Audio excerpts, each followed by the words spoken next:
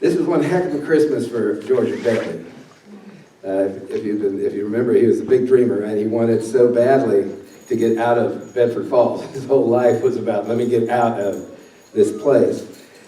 He wanted to be a big man in the world, and he couldn't imagine being stuck in that podunk town, right? Got to get out of this place. I actually understand that. I grew up in a little place called Dustin Acres, California. Sprawling metropolis of 119 people. You know?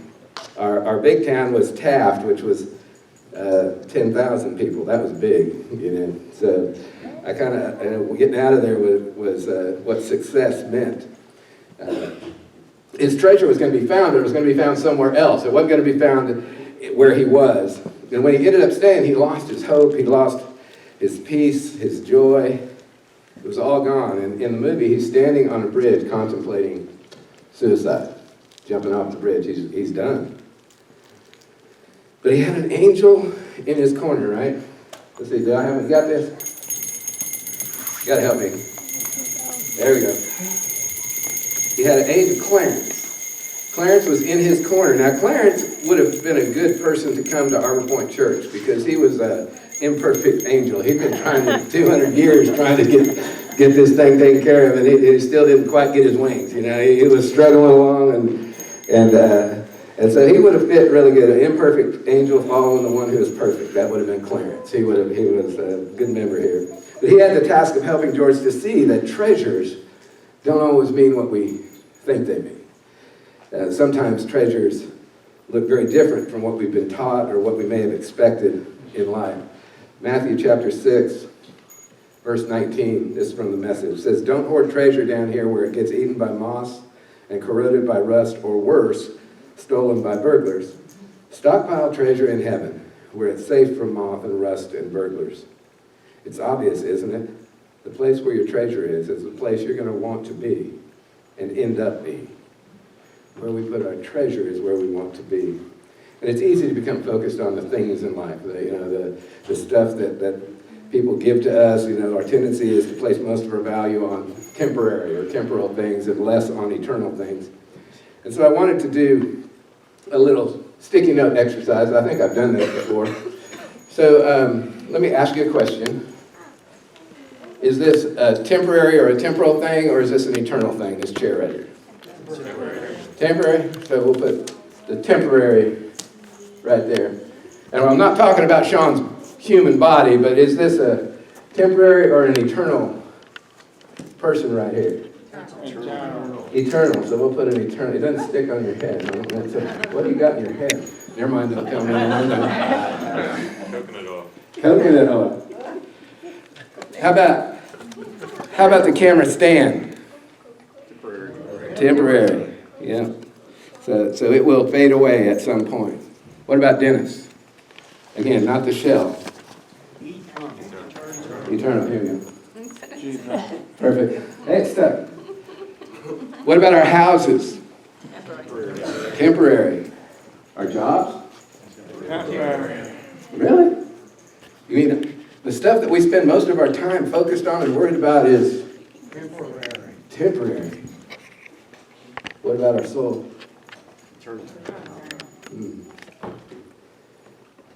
You know how to find a priority, right? I've talked about this too before. Where do you spend your time? Where do you spend your money? And what do you spend your time thinking about? I was at a walk to Emmaus, and when they gave this is one of the talks there. It's a talk that's called Priority, and it gives you these three things. It says, okay, look at your checkbook. You want to know where you're real, not what you say your priority is, but what your actual priority is. Look at your checkbook. Well, in that checkbook, how many people don't have checkbooks anymore?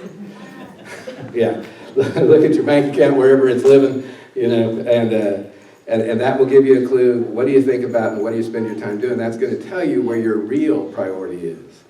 And your real priority is where your treasure is.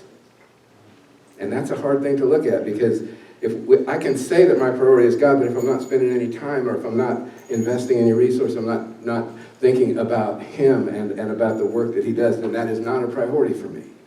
Same with family. I can say my family's my priority, but if I'm not spending time, if I'm not investing resources, if I'm not thinking about my family, then it's not an authentic priority. We need to know where is our authentic priority, because we want to know where our treasure is. The passage that I want to spend the most time with, it's a long passage, it's out of Luke chapter 2. You may have heard it before. It's the story of the Savior. In those days, Caesar Augustus issued a decree that a census should be taken of the entire. By the way, if you're a guest with us tonight, just know that I ad-lib some in reading. So it's going to be the NIV version with some accents. In those days, Caesar Augustus issued a decree that a census should be taken of the entire Roman world. This was the first census that took place while Quirinius was governor of Syria, and everyone went to their own town to register. So Joseph also went up from the town of Nazareth in Galilee to Judea. Jesus was a Nazarene because Joseph lived in Nazareth. These things are important when you get into prophecy. The town of Nazareth in Galilee to Judea, to Bethlehem, the town of David. Now, it just so happened that Joseph was descended from David, so he had to go to Bethlehem, and it happens that this Messiah was going to be born in Bethlehem, so he had to be born in Bethlehem, and it happened to happen at the same time that Mary was how many months pregnant? 9 months pregnant, so that Jesus could be born in Bethlehem at the same time that this census was asked for, so that he could be born in Bethlehem, because Joseph made Mary go to Bethlehem because they were, isn't this crazy? All this, the dots that have to line up when you start to look at them. Where was I? Rick? He went there to register with, I was going to Bethlehem. He went there to register with Mary, who was pledged to be married to him and was expecting a child. While they were there, the time for the baby to be born came, and she gave birth to her firstborn, a son. She wrapped him in cloths, placed him in a manger because there was no guest room available for them. Now this was likely, we have these nice stables. We got one over here. That's probably not it. It was probably a nasty cave is probably what it was. That was probably the stable. But we like to clean up the story, so we'll go with the manger and the nice cleaned up cattle. Why not? So she wrapped him in cloth, placed him in a manger because there was no guest room available for them. And there were shepherds living out in the fields nearby, keeping watch over their flocks at night. An angel of the Lord appeared to them, the glory of the Lord shone around them, and they were terrified, as we would have been. Angels show up, you're out on your normal work night, you're tending your sheep, and these angels show up. It's like, uh-oh, what did I do now? So they show up, but the angel said, don't worry about it, it's all good. That's really not what he said. They said, do not be afraid, which is kind of the same thing. I bring good news that will cause great joy for all the people. Today, in the town of David, a Savior has been born to you. He is the Messiah, the Lord. This will be a sign to you. You will find a baby wrapped in cloths and lying in a manger. So, back to all these coincidences. So it just so happens that these angels show up in this field with these shepherds who don't know Mary and Joseph. They don't have any idea who Mary and Joseph are. But these angels show up randomly out in the field and say, hey, check it out. There's this baby that's going to be born over here. So if you'll go over and look in this stable, then you're going to find a baby, manger, and this woman and this man. So go ahead and go do that. So the angels then took off. They went to heaven. The shepherds said to one another, let's go down there and check it out. The angel said it. Maybe it's true. Let's go see. So they did. They went down there, and you know what they found? They found Mary and Joseph and a baby in a manger. How crazy is that? From a field. They had no idea who Mary and Joseph were. And they went down there. And when they saw him, they spread the word concerning what had been told them about this child. And all who heard it were amazed at what the shepherds said to them. Sometimes we glaze over this story and we don't realize how incredible what they were told is. They didn't know anything. And the angel showed up and told them what was going to happen, and it did. And then so they went, hey, we're going to tell people about this. So they went down to Mary and Joseph, and they told them. And here's the verse that I really want to grab hold of. But Mary treasured up all these things and pondered them in her heart. Mary treasured up all these things and pondered them in her heart. The shepherds returned, glorifying, praising God for all the things they had heard and seen, which were just as they had been told. And I know I read that whole story, but really just Mary treasured up all these things and pondered them in her heart. Where was her treasure? In the message from God that was given by the shepherds. The shepherds came telling her about what an angel had said to them, about the heavenly host who came and how they came to check it all out. And there was that was what happened. There was Jesus. It was a moment. It was a moment in history. It changed history. It changed the way we even look at time. You know, before Jesus and after Jesus. That's how time works even. It was a time to treasure. And it had nothing to do with material stuff. It had everything to do with the eternal. If you could capture one moment in your life, what would that moment be? If you could capture one moment, would it be a moment of regret or a joy? What would you grab hold of? A moment from your past? Erwin McManus, he wrote a book called Chasing Daylight, and he wrote about the importance of moments. He said this, he said, how many of us haven't spent many moments reflecting on moments lost, unaware the moments lost in regret are exactly that, they're moments lost. If we could take a moment, seize it, squeeze out of it all the life in it, shouldn't that be a moment in the future? A moment in front of us rather than the past. How many of us have the past that plagues us? How many of us have the past that beats on us? What if you knew there was a moment coming, a divine moment, one where God would meet you in such a way that nothing would be the same again? What if there was a moment, a defining moment, where the choices you made determined the course and momentum of your future? How would you treat that moment? How would you prepare for it? How would you identify it? Moments are as numerous as stars in the sky and sand in the sea, and any of them could prove to be your most significant divine moments. We don't know which are going to be the most significant. And within those moments, a handful will become the defining moments in our life. Some of the choices that we make are going to be the defining moments in our life. And however mundane a moment may appear, the miraculous may be waiting to be unwrapped within it. The miraculous may be waiting to be unwrapped. You rarely know up front the eternal significance of a moment. The moment that you must seize is the one right in front of you.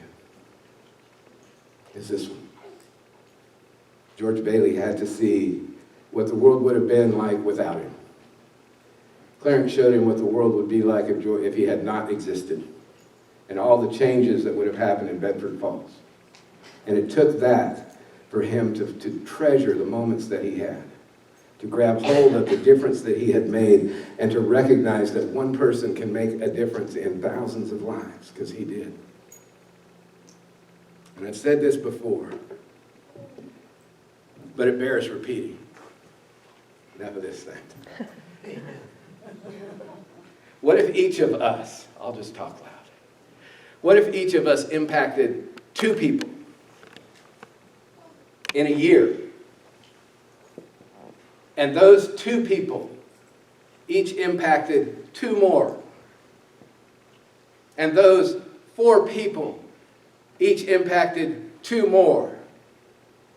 And those 8 people. And then those 16 people. And those 32, 64, 128, 256. Whatever comes next.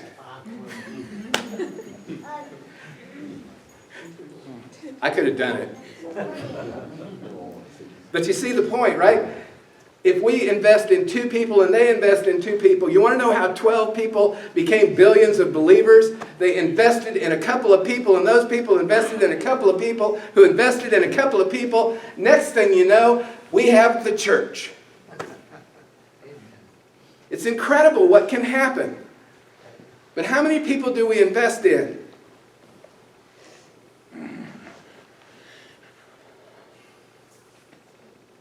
What if we did, that's a year. What if we did 2 a month? What if we did 2 a week? You see the possibilities, right? It's Christmas Eve. We're getting ready to open up presents. We're getting ready to receive some treasures that are going to be fun and that aren't going to last very long. But they're going to be fun for a little while. We're going to play with them. We're going to eat them. We're going to, whatever this stuff is, we're going to have it. We're going to, faces of kids on Christmas Day make it all the stress and all the strain and all the stuff when they get up and they get their stuff and they're, makes it all worth it for about a week. And then after that, stuff starts breaking and toys get thrown away and all that stuff. But we're about to get to the point of just joy, right? It's Christmas Day, celebrating Jesus, it's celebrating our families. So let me close with this. Don't forget to share the greatest gift, because that's Jesus. Share it with your family, share it with your kids, share it with folks you come in contact with. So, what else? I had this rope.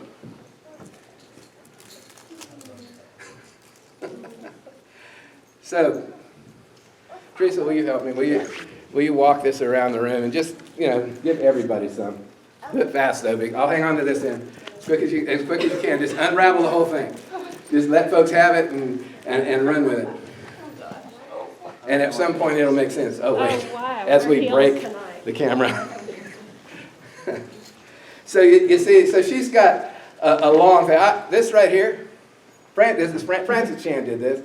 And I love the analogy. So this is representative of our life here on this planet. This is the length of time, so we're born and we live, and eventually we're going to die. And this is the length of time that we are on this planet. And what's happening right now is you're seeing eternity spread. The rest of this is what's in front of us. It's eternity. It's where we're going. It's where Guy is today. Guy is with Jesus today, and he's got a new body, and he all that stuff. He has moved from here to here. But how much further does he have to go? He's got a little ways to go still. Where do we spend all our time, and what do we spend our time worrying about?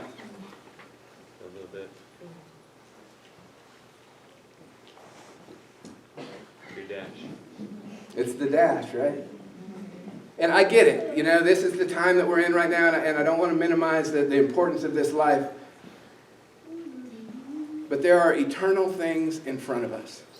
And if we grab hold of a view of the eternal... I had a friend of mine, Mark Ruiz, and he would always ask this question. What is the eternal significance of whatever he was going through? What is the eternal significance? And he passed away from cancer. He went through cancer for years. And that was one of his questions. What is the eternal significance of cancer? And his answer was? None. None. Now, did it matter here? Yeah. Did it matter the rest? Not even a little bit. Thanks. And it's more! And that's a rope with an end. Eternity goes on. Yeah, eternity. That's what's in front of us. Guys, this is important, but I'm telling you, there's more. There's more. Grab hold of the moments that we have, but know, man, we got a future. We got a future in front of us that's incredible.